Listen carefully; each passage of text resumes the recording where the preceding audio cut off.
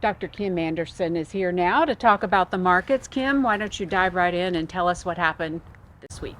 Well, this is an exciting week on a negative side. You look at wheat prices, we knocked about over, in the last week and a half, we knocked off about $1 off those wheat prices, down around $7.90 under 8. Remember last week we talked about we broke that 8.50 and that was a negative sign. But you go back a month ago, we had $9.50 wheat prices. So wheat took a beating this week. Corn, we talked about last week, they'd been moving sideways for the last several weeks, really over the last several months. Corn turned down, was down about 30 cents this week.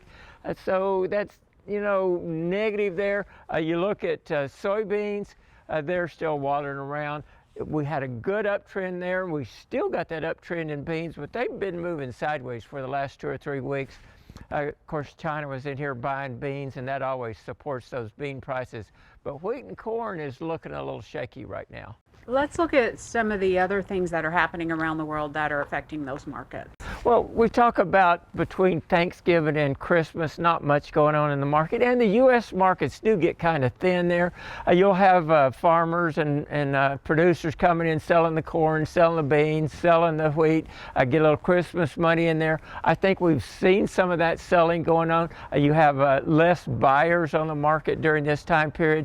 But you look around the world, there's a lot still going on. The countries are still buying wheat and beans and corn for imports.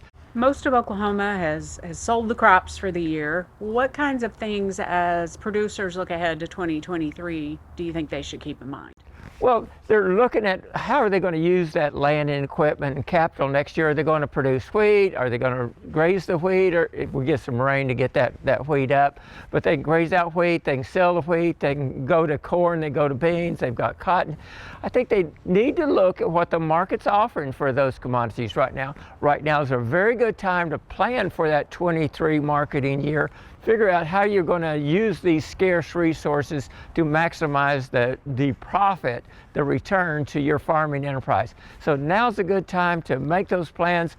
But the information for that is, of course, weather is totally uncertain. But the market tells you what they're expecting for next year. In your opinion, then, how should producers sell their crops? I'm a dollar cost averaging type guy. You cannot predict prices. You cannot predict production.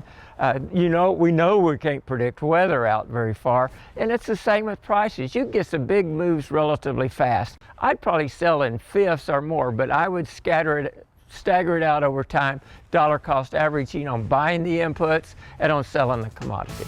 Okay, Kim, thanks a lot. We'll see you next week.